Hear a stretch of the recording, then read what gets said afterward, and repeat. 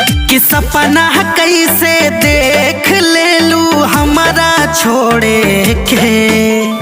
सपना कैसे देख ले लू हमारा छोड़े के।